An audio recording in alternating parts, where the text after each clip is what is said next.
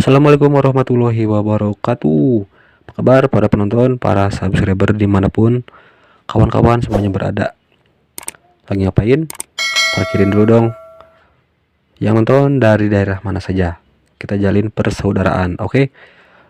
Semoga sehat selalu, dimudahkan rezekinya, diangkat segala penyakitnya. Oke? Di video kali ini, mumpung motor saya lagi dibongkar, nantikan ya banyak video insya Allah. Intinya saya sih intinya saya mau melakukan pergantian boring, tapi sekalian saja. Di sini mumpung saya lagi dibongkar motornya, kita cari tahu, kita belajar bersama tentang jalur oli ya, dari mana ke mana. Oke, apa fungsinya, kalau ada masalah kayak gimana. Untuk itu tanpa berbasa-basi langsung saja yuk kita mulai. Oke, jadi awal mula oli ya, saat pertama mesin dinyalakan itu semua berawal dari pompa oli ya, di area sekitaran sini. Dari pompa oli dipompakan menuju ke filter oli ya. Nah, kayak gini nih posisinya, kayak gini. Pompa oli memompakan oli masuk menuju filter oli. Di sini ada lubangnya. Oke, masuk dari lubang sini ya, menuju ke filter oli untuk menyaring kotoran-kotorannya.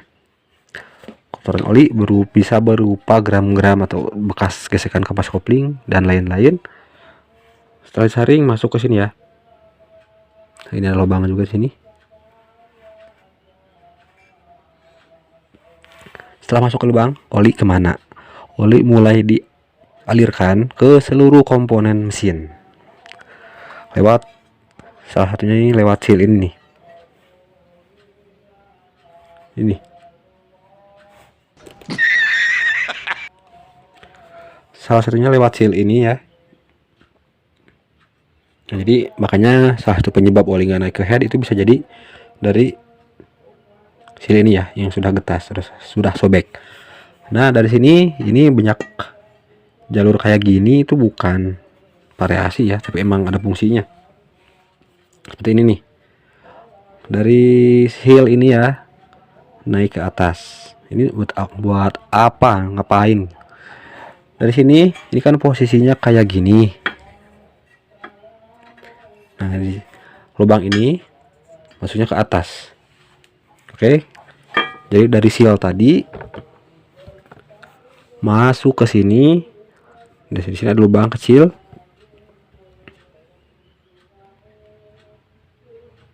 Bisa dilihat lubang ini ya. Ini lubang baut, ini lubang oli. Masuk untuk naik ke atas melumasi head cylinder semuanya ya, kecuali ruang bakar. Masuk ke situ. Selain ke atas kemana lagi? Ke sini nih. Yang nggak tahu namanya apa, pokoknya gigi ya kayak untuk ini. Masuk oleh dari sini, keluar dari stang seher sini bagian bawah. Jadi saat stang seher dan piston naik turun itu diberi pelumasan. Oke, namun pelumasannya nggak sampai ke atas piston, sampai tengah-tengah saja. Digarus lagi oleh ring oli ya, dibilas lagi, karena kalau nggak dibilas lagi terus ke atas kebakar. Selain dari sini kemana lagi? Ke kopling ya. Kopling ini kalau sudah dibuka koplingnya nanti kelihatan ada lubang-lubang kecil ya di tempat rumah koplingnya ini. Itu tempat oli keluar saat berputar. Dan ke gigi rasio, gigi primer, semuanya terlumasi dengan oli. Oke, itu jalur-jalurnya. Sekarang untuk masalahnya. Salah satu masalah, kita ambil contoh yang paling ringan saja.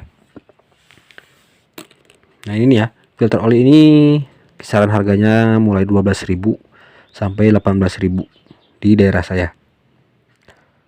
Oke. Kalau misalkan ini bermasalah, kalian bisa habis duit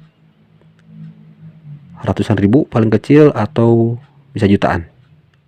Nah, percaya nggak percaya ya, jangan sampai ngalamin ya.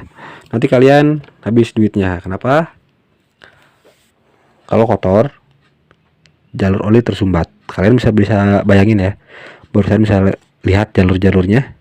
Kalau dari filter oli ini sampai ngeblok jalur oli, menyumbat komponen mesin, bisa kawan-kawan bayangin yang rusak apa saja, khususnya area head.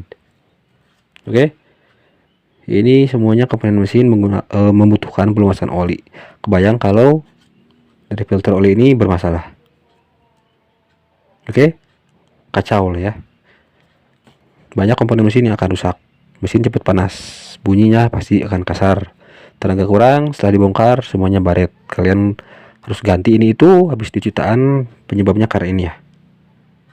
Oke, cara mengeceknya sudah saya buatkan videonya dari kemarin-kemarin. Apakah oli naik ke head atau enggak, silahkan cek di atas ini saja ya. Oke, selanjutnya karena seal juga bisa, seperti yang kita tahu, seal ini fungsinya untuk menahan oli supaya nggak bocor. Jadi saat oli dipompakan dari pompa oli, disaring oleh filter oli masuk ke seal ini untuk dialirkan ke komponen-komponen mesin, itu nggak bocor. Kalau bocor, oli keluar lagi dari sini ya, bukan masuk dialirkan tapi keluar lagi dari sini, bukan naik ke atas malah keluar lagi. Jadi sirkulasi oli bukan melumasi mesin semuanya, tapi dari pompa filter bocor lagi di sini. Oke, kayak gitu ya. Jadi ini bisa jadi salah satu penyebabnya. Ciri-cirinya ya kayak gitu, mesin cepat panas, juga ngeletrek. Kalau oli sih kayaknya nggak akan cepat habis ya, kecuali kalau ada kebocoran. Lalu faktor lain ya, penyebab oli ya tersumbat. Nah, di sini juga nih ada. Ini juga berat dan bisa fatal nih. Bisa dilihat gak lubangnya nih?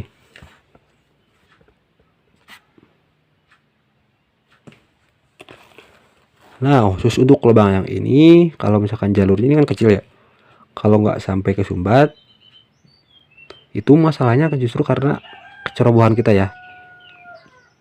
Saat kita pasang packing nih ya, ini kan packing sebetulnya dibolak-balik juga bisa sebetulnya ya, karena lubangnya kan sama jaraknya.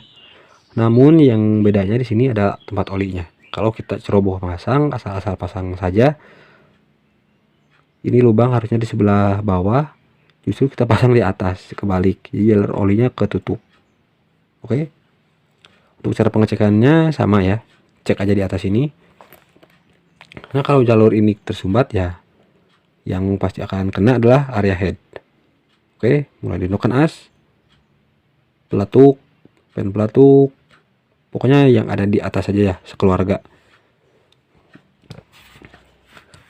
Untuk ciri-ciri sebetulnya kalau oli tak bisa melumasi semua mesin, komponen mesin, itu rata-rata cirinya sama.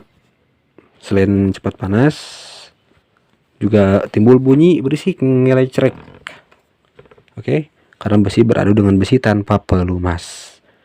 Bayangin kalau kita lagi kita langsung bebes masukin, nggak pemanasan dulu ya, linu kan ya. Tolong bayangin aja bagi yang udah nikah, bagi yang belum nikah jangan dibayangin, nanti coli.